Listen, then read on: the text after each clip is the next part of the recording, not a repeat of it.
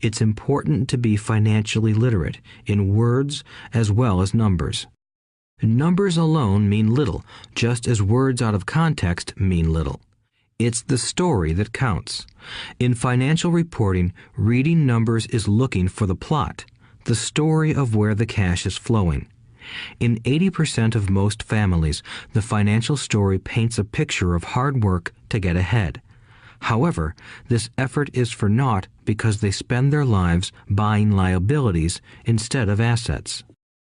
Everyone has living expenses, the need for food, shelter, and clothing. It is the cash flow that tells the story of how a person handles their money. The reason I started with the story of the richest men in America is to illustrate the flaw in believing that money will solve all problems. That is why I cringe whenever I hear people ask me how to get rich quicker or where they should start. I often hear, "I'm in debt, so I need to make more money." But more money will often not solve the problem. In fact, it may compound the problem. Money often makes obvious our tragic human flaws, putting a spotlight on what we don't know. That is why, all too often, a person who comes into a sudden windfall of cash, let's say an inheritance, a pay raise, or lottery winnings, soon returns to the same financial mess, if not worse than the mess they were in before. Money only accentuates the cash flow pattern running in your head. If your pattern is to spend everything you get, most likely an increase in cash will just result in an increase in spending. Thus the saying, "A fool and his money is one big party." I have said many times that we go to school to gain scholastic and professional skills, both of which are important. We learn to make money with our professional skills. In the 1960s, when I was in high school, if someone did well academically, people assumed this bright student would go on to be a medical doctor because it was the profession with the promise of the greatest financial reward. Today, doctors face financial challenges I wouldn't wish on my worst enemy.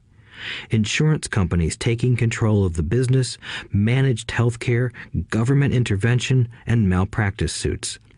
Today, kids want to be famous athletes, movie stars, rock stars, beauty queens, or CEOs because that is where the fame, money, and prestige are. That is the reason it is so hard to motivate kids in school today. They know that professional success is no longer solely linked to academic success, as it once was.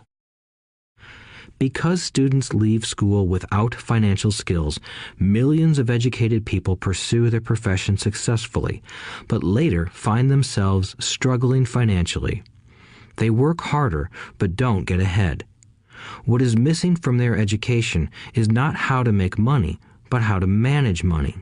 It's called financial aptitude, what you do with the money once you make it, how to keep people from taking it from you, how to keep it longer, and how to make that money work hard for you. Most people don't understand why they struggle financially because they don't understand cash flow. A person can be highly educated, professionally successful, and financially illiterate.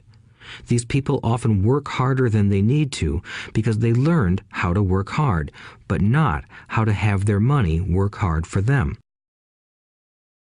The story of how the quest for a financial dream turns into a financial nightmare. The classic story of hardworking people has set a pattern. Recently married, the happy, highly educated young couple moves into one of their cramped, rented apartments. Immediately, they realize that they are saving money because two can live as cheaply as one. The problem is the apartment is cramped. They decide to save money to buy their dream home so they can have kids. They now have two incomes, and they begin to focus on their careers. Their incomes begin to increase. As their incomes go up, their expenses go up as well. The number one expense for most people is taxes.